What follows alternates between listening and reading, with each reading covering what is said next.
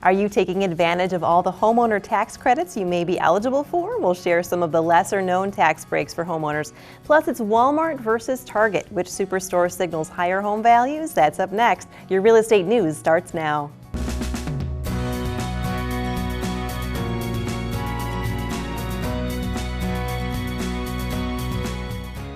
Thank you for watching your real estate news. I'm your host, Stacy Hansen. Let's take a look at your headlines. If you're looking to buy a home, one thing you may not have considered is the property's proximity to the nearest superstore. A new analysis from RealtyTrack shows there is a real difference in home values depending on whether the property is close to a Walmart or a Target.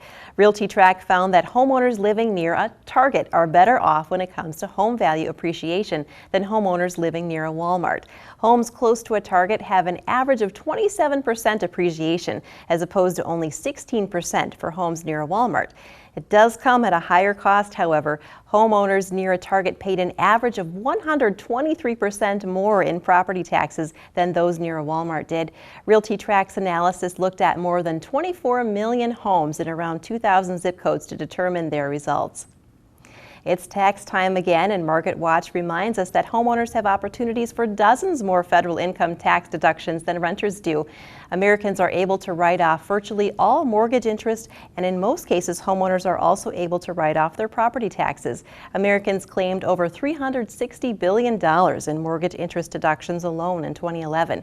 While some of the most significant tax breaks for homeowners are well known, MarketWatch has shared some lesser known breaks. The IRS considers the interest in a home improvement loan fully deductible up to $100,000 in debt. However, according to Bankrate.com, a portion of a home loan that is over 100% loan to value is not deductible. Also, if you made efforts in 2015 to make your home more energy efficient, for example by adding insulation, you can get a tax credit of up to $500. Also, if you installed equipment that uses renewable energy sources to help power your home, such as sun and wind, you may be eligible for the Renewable Energy Efficiency Property Credit. Homeowners should check with their accountant to see if they are eligible for these and other homeowner tax credits. Stay tuned, we have more coming up right after this.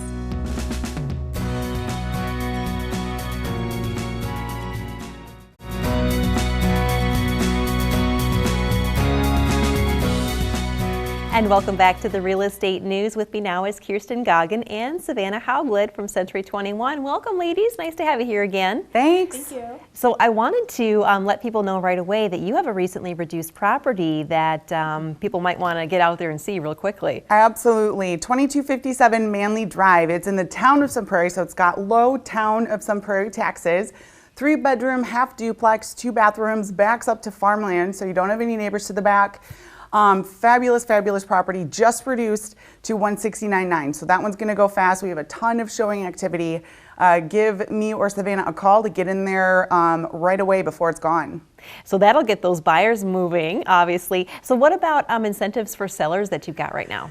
Yes. If you are thinking of listing, you need to contact me right away. Have me come on out. I'm going to upgrade your marketing package if you meet with me by the end of February, and you can check out sellwithkj.com. It has an example of all of my marketing packages, talks about how I sold over half of my listings last year in less than 10 days over asking price, and talks about how I can do the same for you. So tell us a little bit more about why someone would choose KJ & Company to list their property. Yes, well, first of all, even on my most basic marketing package, I provide professional photos and a video tour that zooms in from Google Earth. I upgrade everything on Zillow, Trulia, Realtor.com, all the secondary sites.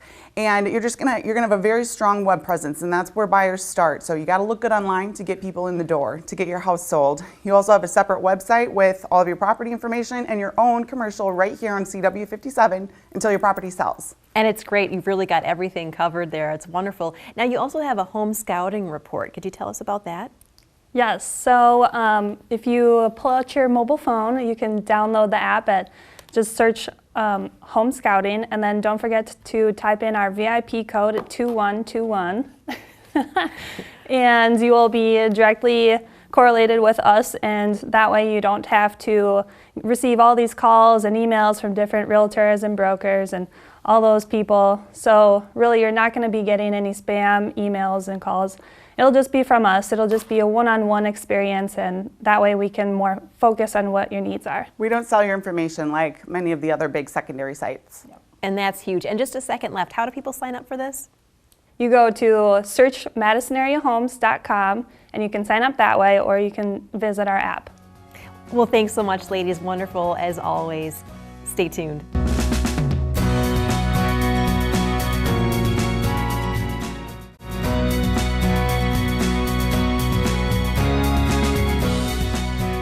And welcome back to the Real Estate News. With me now is Diane Atto. She's the property manager of TREN132 on the Water. Welcome, Diane. So nice to have you here. So nice to meet you. Usually we see Becky here. How are you doing today? Wonderful. Thanks for having me.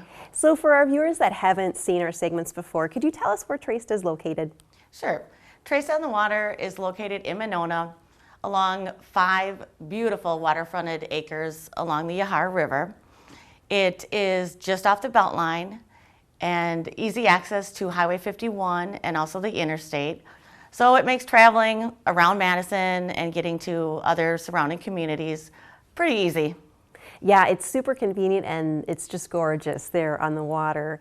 So tell us a little bit about what's within the complex itself. You have so much to offer there. Yes, well, we do have 123 residential homes. We also have an executive suite, which you can rent out kind of like on a daily basis, like a hotel. So if a resident is having guests coming, they can stay on site.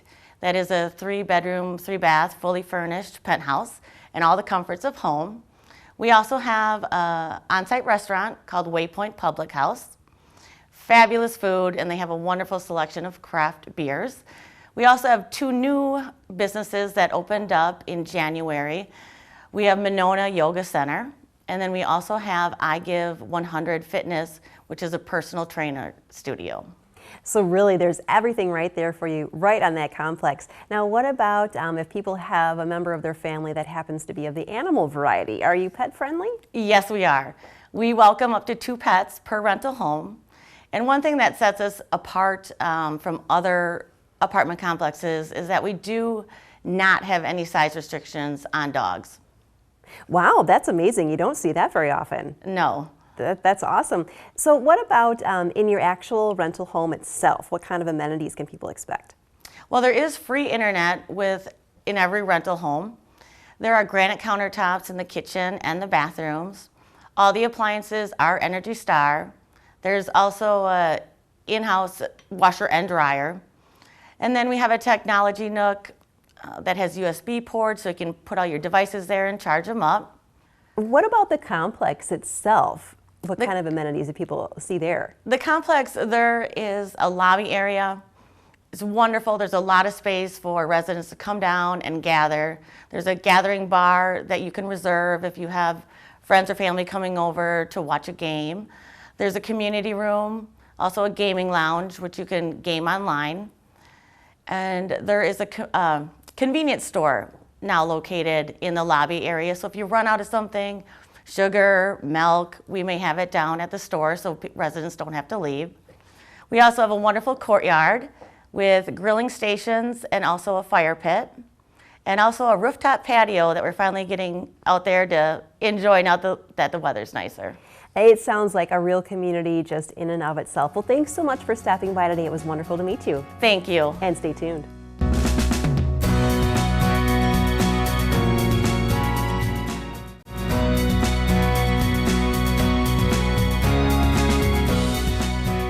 And welcome back. Next up is Josh Lavick. He's a real estate agent with Keller Williams. Welcome back, Josh. Nice to have you here again. Hey, thanks, Stacy. How are you doing today? Oh, not too bad, but it's cold right now. We're in the Yep. thick of February. But believe it or not, lots of folks are considering a move this spring and even summer. Can't wait. Now, I'm hoping you could review the steps again for all of those folks to prepare them for selling a home. Yeah, no, certainly this time of year, a lot of conversations I'm having, people getting ready to sell their house. So one of the first things I usually recommend to people are, both cleaning and decluttering. So, selling a house is really psychological. So we're trying to, get at when potential home buyers walk through the door, we want that checklist of all of the positive things going through their mind in order to sell that home for top dollar. Otherwise, if you don't, it's kind of like if you were trying to sell a car, you would want to get it cleaned out as much as possible to get top dollar, right? Same kind of thing. So, get the carpets cleaned, eliminate any odors. We're going for neutral smell here, don't overpower it with the air fresheners, okay? So, that kind of thing. Remove excess furniture. Think about, 2 or 3 people walking around the house at a time. Take down some of those family photos and other personal collections. Again, we want the buyers to visualize their own stuff in the house rather than just your stuff. So. Great tips. So Yeah. I'm one of those rare people that actually really likes cleaning and decluttering, but I know perfect. I'm rare. Not everyone does. What would you recommend to somebody that doesn't want to do it themselves? Do you have recommendations for people?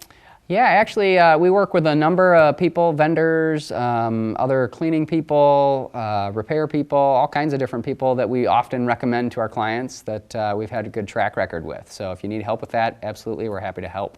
Okay, so let's say they've got all that done, then what comes next? Well, of course, then you want to do any of those minor repairs, right? So if during that cleaning and decluttering process, you're probably going to find, that old caulk sitting in the bathtub that is like kind of gross looking, that needs to be fixed for sure. Burned out light bulbs, if it's a cheap fix or something like that, you're better off fixing it ahead of time because otherwise a buyer's probably going to come in and they're going to estimate the cost of it being a lot higher than you could probably fix it yourself. So what about the outside of the house then? Well, outside, of course, is definitely important. Curb appeal, matters when people first walk up to the house and how it looks. One of the things I usually recommend is, definitely if there's any painting that needs to be done of the exterior trim and that kind of thing, the shutters.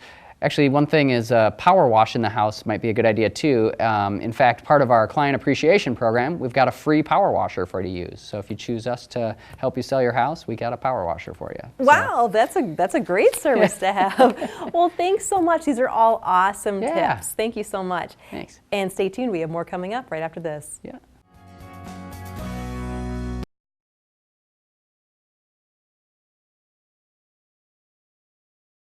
And welcome back. With me now is Louis Roman. He's a realtor with Restaino & Associates. Welcome, Louis. Nice to have you here. So we're talking about vacant lots today. Is that the main market that you work with? No, I do more than just vacant lots. I do used homes, new homes, vacant lots, foreclosures, and then really anything that you can buy as far as property is what I deal with. So pretty wide range. We're just kind of drilling down today. Next question. When someone decides they no longer want to pay rent, what would you say is their next step then? Well, the first step I would take would be to figure out if you want to build a new home or if you want to go through all the steps of finding a used home that's going to fit what you're looking for in a home. So let's say they've decided to build their dream home. What would you say they should consider when choosing where they're going to be building?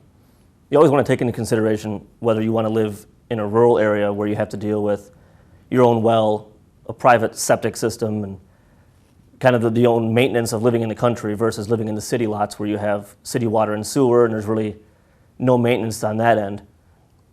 So let's say that they're looking at building now, they've decided on where they're going to go. Should they be looking at building plans and lenders right away, or is that something that you wait on? Yeah, you always want to consult your lender before you start making big decisions because you never know how much you can be pre-approved for. And when you figure out what you're going to spend on a lot, you kind of have to take into consideration also what you're going to be spending on building the house as well. So your lender will be able to figure out your total budget before you start looking at building plans and looking at lots as well. Yeah, definitely good to get that money thing squared away right away. So let's say they did decide to build in town. What would you keep in mind about building in town? You always want to take into consideration the location of the lot, whether it's by a main highway or whether it's by a grocery store or gas station, stuff like that, because schools and parks are always a good selling point when you decide to sell your house in the future. You also have to take into consideration that some lots have specific builders associated with them, so if you buy a lot in a certain subdivision, you may be restricted to using just that builder, along with using just a certain style of home and a certain square footage as well. Excellent points. Those are things that many times buyers might not even have realized, especially certain builders, certain styles of homes. So thanks so much for stopping by today. It was wonderful to meet you, and stay tuned.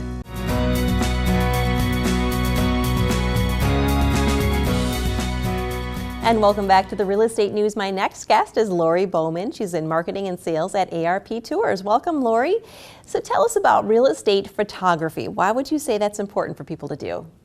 Technology has really changed the way that we shop for homes. We no longer go do a drive-by and check out the curb appeal of a home. However, now we go directly to our cell phone, computer, laptop, or tablet, and we take a look there first. Online is the first showing. So as a realtor, how would they place an order with ARP Tours then? It's really quite simple. They'll go to our website, arptours.com, and they'll want to click on Order a Tour in the top navigation. From there, they'll click on Madison, Wisconsin, and then Place Order. Once they're on that page, they'll fill out a short form with their contact information and property info as well. And once they submit this form, within 24 hours, a photographer will contact them to schedule their photo shoot. How long do those photo shoots usually take, I wonder? Normally, a typical shoot will last anywhere from 30 to 60 minutes, depending on the property size. However, each tour is unique, and so if you order a larger tour, it may take more time. How long does it take to get those photos back, and how do you send them? Do you email them, or how does that work? Right, so how we actually arrange that is within 24 hours, you will receive the images from the photo shoot, and ARP Tours will send you out an email to the realtor, and they'll be able to click on a link in that email and download all the images from the photo shoot. And really from there, it's quite easy. The realtor can take those images and upload them to the MLS system. A super convenient and quick turnaround time too. So what should a client do to prepare their home for a photo shoot when they're trying to sell it? Because I think sometimes things that look good in photos aren't necessarily, or things that look good in person are what look good in photos. Would you say that's true? Really, there are some things the client can do before, such as cleaning mirrors and shiny surfaces, checking light bulbs and making sure there's lighting in each of the tour rooms, removing trash cans and litter boxes. And these are just a few suggestions. To see a complete list, you can go to our website and click on the FAQ section and see the complete list. And we also have a printable version there. Excellent, definitely something to check out. Well, thanks so much for stopping by today. It was wonderful to meet you. Yes, thank you so much. And stay with us.